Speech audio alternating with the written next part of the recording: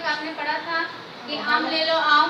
अब आया अभी तक आप सॉरी आप पाठशाला जो यूनिट 1 में पढ़ा था कि पाठशाला 1 यूनिट 1 में पाठशाला हुआ और वीडियो 3 में प्रथम वीडियो 1 में स्वरमाला व्यंजनों को पढ़ा था, लिखा था और आपको लिखाया गया। आप उसे आपके क्लास वर्क में लिख लीजिए। और द्वितीय वीडियो में सेकेंड वीडियो में आपको पाठशाला जो पाठ हुआ था और वीडियो 3 में आपको आम ले लो आम, इसका भी यूनिट 1 फर्स्ट पार्ट है आम ले लो आम।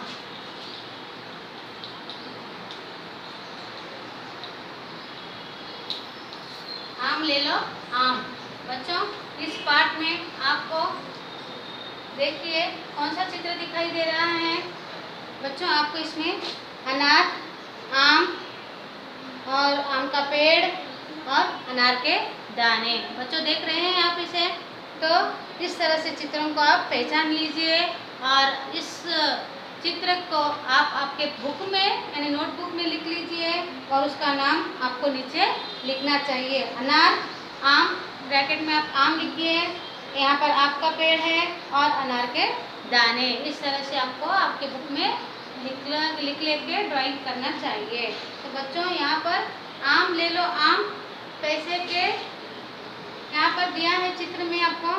आम, एक छोटी सी लड़की देख रही थी टोकरी, टोकरी में क्या है अनार, अनार है या आम। दिखने में है पीले पीले, नाम है इसका आम। बच्चों इस कविता को आप समझ लीजिए, पढ़ लीजिए। यहाँ पर एक झोपड़ी दिया यानी एक घर दिया गया है। उस घर के पास आंगन में बाहर एक छोटी सी लड़की बैठी हुई है और घर के सामने एक छोटा सा गेट है। यहाँ पर आम बेचने वाली औरत जा रही है। तो बच्चों और जो घर के पीछे क्या दिखाई दे रहा है, एक झाड़ दिखाई दे रहा है। तो यहाँ पर एक औरत क्या बेचते हुए जा रही है कि एक छोटी सी लड़की देख रही है टोकरी। घर के पास जो औरत आम बेचने वाली आई है तो उस आंगन में बैठी लड़की उस छोटी सी लड़की एक छोटी सी लड़की क्या देख रही है, टोकरी को देख रही है जो औरत बेचते हुए जा रही है। तो टोकरी में क्या है, टोकरी में आम है। जिस कैसा पहचानी उस बच्ची, उस जहाँ जो बैठी है बच्ची, उस बच्ची को कैसा पता चला कि इसमें आम है, क्योंकि उस टोकरी में उसे पीले पीले आम दिखाई दे रहे थे। इससे बच्ची समझ गई कि इस टोकरी में आम है, जरूर ये औरत आम को बेच रही है। तो अनार है या आम, बच्चों क्या समझते हैं इसमें, दिखने में कैसे है, पीले पीले हैं, तो इसका नाम है आम। तो बच्चों अनार लाल होते हैं और आम पीले पीले होते हैं। इस तरह से बच्ची छोटी सी लड़की पहचान गई कि ये आम का फल है। तो चित्र में क्या दिखाई दे रहा है, चित्र में एक लड़की, एक घर, एक पेड़ और आम बेचने वाली एक स्त्री, स्त्री यानी औरत। टोकरी में पीले पीले आम भी दिखाई दे रही है। तुमको कौन सा फल पसंद है और क्यों पसंद है? आपको यानी मुझको आम पसंद है क्योंकि आम बहुत मीठी फल है ना बच्चों। आम दो प्रकार के होते, कितने प्रकार के होते हैं, दो प्रकार के होते हैं, एक रसीला आम और एक कच्चा आम। कच्चा आम हरे रंग का होता है, जो उससे क्या बनाते हैं हम, उससे स्वीट बनाते हैं और क्या बनाते हैं, उसके हम पिकल्स डालते हैं और चटनी बनाते हैं और चावल भी बनाते हैं उससे। तो इस तरह से हम आम के उपयोग करते हैं और पक्के आम का हम रस बनाते हैं। तो बच्चों आपको आम बहुत पसंद है ना, तो इस तरह से आम सबका प्रिय फल होता है। तो आम क्या है, आम सबका प्रिय फल होता है और उसे राजा भी कहा जाता है। तो एक छोटी सी लड़की यहाँ पर आपको देख रही है टोकरी, टोकरी में क्या है, अनार है या आम। तो यहाँ पर गीत में, गीत यानी इस पोयम में आ की मात्रा वाले शब्दों पर गोलाकार लगाओ। जब आप पोयम लिखते हैं तो उस पोयम में आप पेंसिल से आ की मात्रा के पास ऐसा गोलाकार कर लीजिए, जहाँ पर यहाँ पर दिया गया है अनार यानी न के पास आ की मात्रा, ना को आ की ऐसा राउंड कीजिए। और क्या के पास आधा क और उसको या जोड़ा हुआ है, और या आ के पास यानी या के पास आपको राउंड करना चाहिए। और आम के पास भी आपको या, अनार या आम, अनार में ना के पास राउंड करना, या के पास राउंड करना, और आम के पास आ को राउंड करना। इस तरह से बच्चों यहाँ पर दिखने में है पीले पीले, नाम है इसका आम। तो बच्चों यहाँ पर नाम दिया है, न के पास अकारांत की मात्रा है उसको भी आपको पेंसिल से राउंड करना है, और क के पास आ की मात्रा है इसे भी आपको राउंड करना है। टोटल कितने आए बच्चे यहाँ पर? 1 2 3 4 5 जगह पर आपको अकारांत की मात्रा दिया गया है, तो उसे आपको राउंड करना चाहिए। पोयम अच्छी तरह से लिख लो बच्चों राउंड रूल में। और यहाँ पर जो दिया है अनार शब्द पर गोलाकार और आम शब्द पर बॉक्स लगाओ। यहाँ पर क्या है? चित्र के साथ आपको नोटबुक में लिखना चाहिए यहाँ अनार है। अनार आ की मात्रा है ना बच्चों, अनार शब्द कहाँ पर है उसे और यहाँ पर गोलाकार लगाना। यह आम है, आम क्या है? बॉक्स लगाना। यहाँ पर दिया है ऊपर हेडिंग को, उसी तरह से आपको यहाँ पर लिखना चाहिए। और यह आम का पेड़ है, यानी आम दिया है, आम के पास आपको फिर से बॉक्स बनाने का है। अनार के दाने लाल होते हैं, यानी अनार, जहाँ पर अनार वर्ड है उसको ऐसा राउंड कीजिए, जहाँ पर आम शब्द है उसे आपको बॉक्स करना है। बच्चों इस तरह से डायग्राम कीजिए और उसके नीचे आपको अच्छी तरह से चित्र में जो दिया गया है उसके साथ यहाँ पर पेंसिल से ड्रॉ कीजिए। बच्चों पूरों को ऐसा राउंड मत कीजिए, सिर्फ अनार शब्द को ही राउंड कीजिए और आम शब्द को बॉक्स बना दीजिए। तो बच्चों यहाँ पे जो वर्णमाला का चार्ट दिखाई दे रहा है, अनार और साइड में आपको राइट साइड में अनार और लेफ्ट साइड में आपको आम दिखाई दे रहा है। अनार और आम, अनार 3 अक्षर वाला है और आम आपको 2 अक्षर वाला है। तो बच्चों अनार लिखकर उसको ऐसा बॉक्स बनाइए जहाँ पर आपको दिखाई दे रहा है। एक लाइन लगा लीजिए, ना एक लाइन और र, फिर बीच में एक लकीर, न, फिर एक लकीर, और न के पास जो आ की मात्रा है उसे साइड में लिखिए, और र। फॉर एग्जाम्पल यहाँ पर है ना र, एक लकीर, और यहाँ पर आ म। तो बच्चों यहाँ पर डैश कीजिए और इसी तरह से पहले इसको अलग अलग कीजिए, ना र। बच्चों कर लिया ऐसा, उसके बाद आ अलग से, फिर म अलग अलग कर लेना है, फिर एक लकीर मारना है आपको, फिर अ का अ एज इट इज लगाने का है, न लिखकर उसके बाजू एक लाइन मारकर न के पास आ की मात्रा है और उस अ की मात्रा को आपको अलग बनाने का है और र एज इट इज लिखने का है। और फिर अ लिखने का है बच्चों, अ के पास एक लकीर मारना है, अ के पास अकारांत की मात्रा है और वो अकारांत की मात्रा आपको अलग से लिखना है, और उसके बाद आपको म एज इट इज लिखना है। तो बच्चों एज इट इज क्यों लिखना है? क्योंकि म के पास कौन सा भी मात्राएं नहीं है और र के पास भी कौन सी भी मात्राएं नहीं है और अ के पास कौन सी भी मात्राएं नहीं है।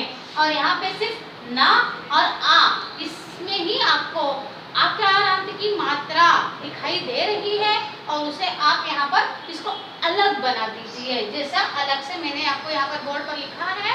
इसे देख लीजिए ध्यान से और आपके कॉपी में अच्छे ढंग से अच्छी तरह से लिख लीजिए और दूर दूर लिखिए। बच्चों मैं बार बार बोल रही हूँ आपको कि दूर दूर लिखने से आपको अच्छा क्लियर से दिखाई देगा, ताकि आपको लिखने में पढ़ने में तकलीफ न हो।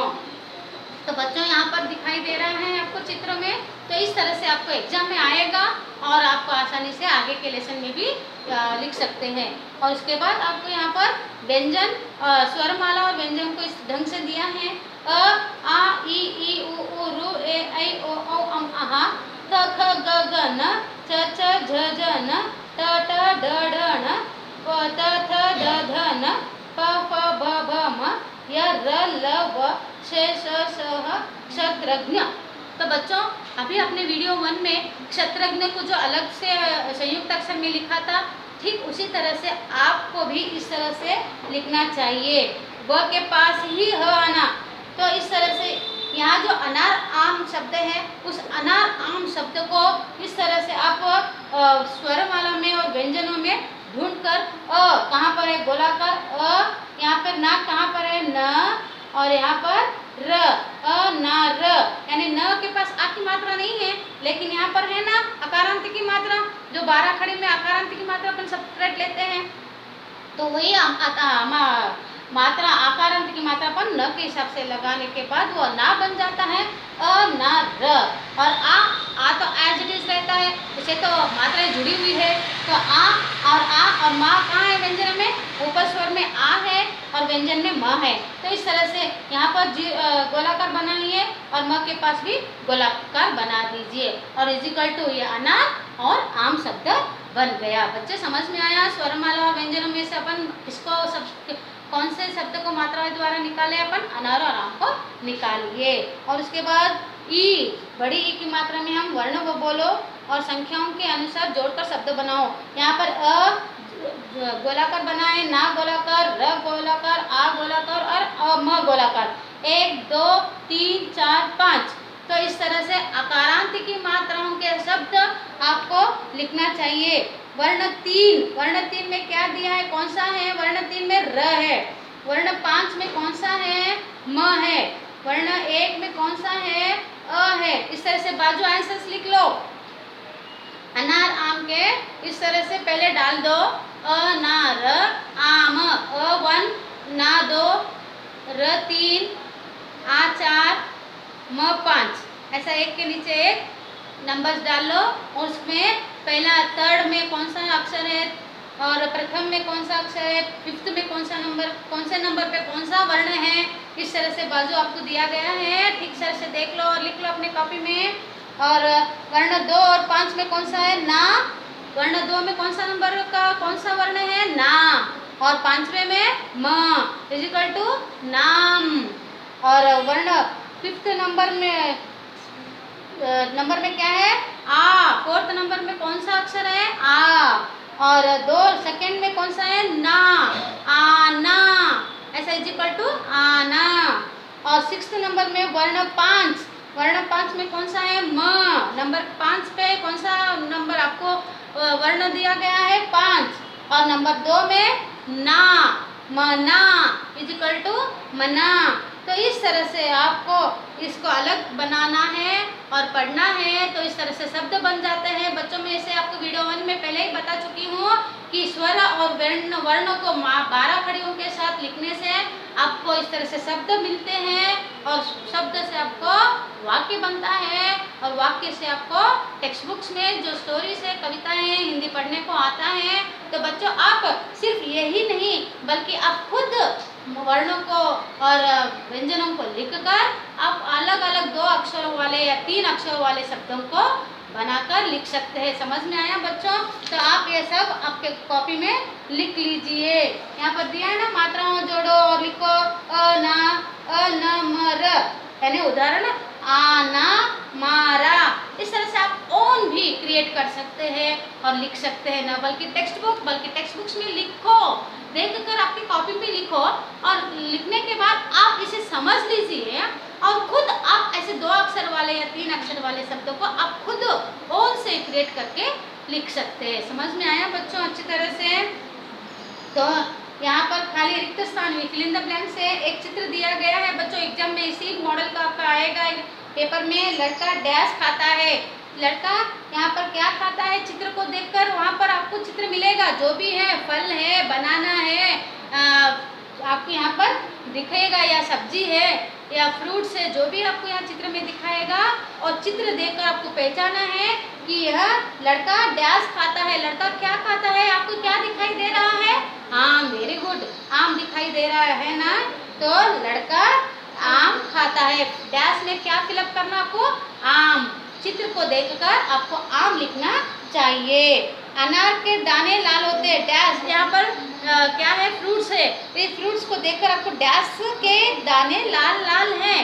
तो कौन से दाने लाल लाल हैं? अनार, वेरी गुड, अनार के दाने लाल लाल है।